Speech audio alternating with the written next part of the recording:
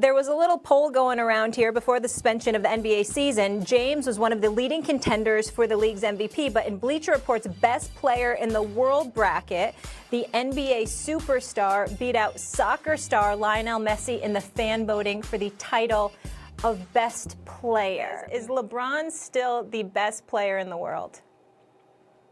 No, he's not the best basketball player in the world. At least he hasn't proven it recently, and that matters. He, as I said, in recent years, one of the many reasons that he has had the longevity he's had, no one, not even Kareem Abdul-Jabbar, has come close to performing on the level LeBron has over this length of time, like this deep into his career. It's ridiculous. It's astounding what he's doing. And yet, we're not talking about Lifetime Achievement Award or giving him credit for that. We're talking about where he is right now. He's done that partly because he knew to take his foot off the gas a little bit in the regular season so he could accelerate in the playoffs. He would not play defense in the regular season. Post his second season or third season in Miami, he realized, okay, I got to take it a little bit easier in the regular so he can really hit the accelerator in the playoffs, play lockdown defense if he needs to, everything. And that's the right way to play. He was smart to do that. This year he had to step up the defense. AD challenged him, and he needed to lead by example, and that worked too.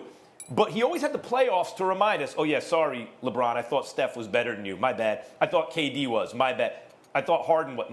Whoever thought that. LeBron still did. He didn't have the playoffs last year. And in his absence, where he took his foot off the pedal, so he wasn't the best player in the regular season, the freak was, in the playoffs, the title was vacant. You know, LeBron may be the lineal champ, but the title was vacant. And Kawhi grabbed that, because he stepped up and proved himself with the chips on the line, the best in the world.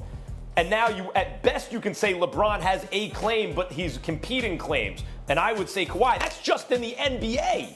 Then you got to compare. If you're not, no doubt, the best in your own sport, then you got to compare it to other sports like, oh, I don't know, the NFL, the biggest entertainment juggernaut in the United States of America, who has a quarterback named Patrick Mahomes, who followed up his first time he touched the ball as a starter, regular basis, he won the MVP. The next time he won the Super Bowl MVP, the undisputed baddest man on the planet.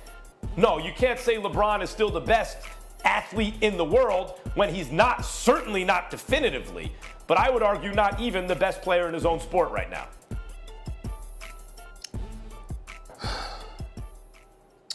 Point number one, nobody brought up the word athlete.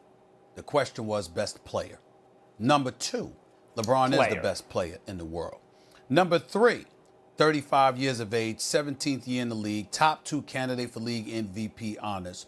Last year, which Max Kellerman clearly holds against him, Max Kellerman talks about him taking his foot off the gas. When LeBron James got hurt and missed 17 straight games, LeBron James was a top 2 candidate for league MVP last season. Then he got hurt. I recall Max Kellerman in the past talking about how injuries should not be held against people. Kawhi Leonard ascending the way that he did.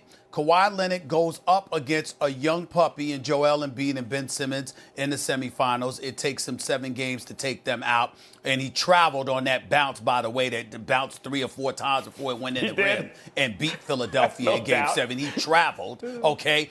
And then he goes up against the Greek Freak and Nick Nurse, to his credit, combined with Kawhi Leonard. They pick the Greek Freak up at half court, and suddenly we find out that if you can prevent him from going downhill, you can turn him into a perimeter player, which he does, which he is not, and that's not his game, which is something that James Harden articulated a few weeks ago when the Greek Freak came at him wrong in the aftermath of the All-Star game. And James Harden said, if I'm just dunking on people, you know what, if y'all want to call that a skill, so be it. Not to say that that was totally true, because we know that the Greek Freak is skilled, but nevertheless, he's sorely lacking in terms of a perimeter game and a jump shot. Now, we get back to LeBron, top 2 candidate for league MVP again. 29th ranked offense when LeBron is off the floor this year. Number 2 offense when he's on the court. We can take into account what he brings to the table as an iconic global brand and all of that other stuff. Nobody's going to debate that. But when you look at what he's doing, at the level that he's doing it with, There is no debating this issue. Kawhi Leonard ain't on this brother's level in terms of the total package. Kawhi Leonard is an elite player. He's a two-time champion, two-time NBA Finals MVP. He's one of the top 5 basketball players in the world, plays on both ends. That much is true. But he doesn't necessarily make dudes around him better. It's just that he's an assassin, and he can put the ball in the bucket, and he can stop you from doing so as well. The only person in the last decade that we looked at and said, you know what, this guy he got a chance, he might be better than LeBron James, was Kevin Durant, who's been injured this year. Right now, as we look at this world, and we can ask Magic Johnson this question tomorrow when he's on the show. LeBron James, the best player on the planet right now. There ain't no debate. Well, I mean, it's funny how you say right now, just like you guys were trying to make the argument in the last thing about right now. But look, the Tampa Bay Bucks through their history. But look, LeBron's doing his 17th season. Those are amazing ideas, like facts, right? Like Tampa, boy, that franchise. But right now, Tampa just won 7 games. Right now is what we're evaluating with LeBron. And when I start hearing about history, take out the right now. It's not that's not. I'm just saying the best player in the world. I'm just talking. It's not that it's not interesting to hear, but what it tells me is the weakness of your argument, that you have to go to that like as propaganda instead of like as rhetoric. I didn't have to go to that. I said a bunch of things. Well, you I'm did just talking. I said a bunch of do. things, and I added the words "right now" in my sentence. That's it. Forget right now. Then he's the best player in the world. Without the right now. LeBron James would come in second to Giannis at best in the MVP voting. Really? Part of that is because LeBron is amazing. Part of it is because his team doesn't have another point guard, and he's a top 5 player, certainly, with another top 5 player. When you're a top-heavy team, because they don't have another point guard? One of those 2 guys out, of course.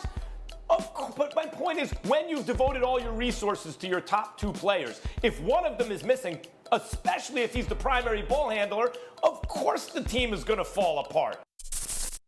Thanks for watching ESPN on YouTube. For live streaming, sports, and premium content, subscribe to ESPN+.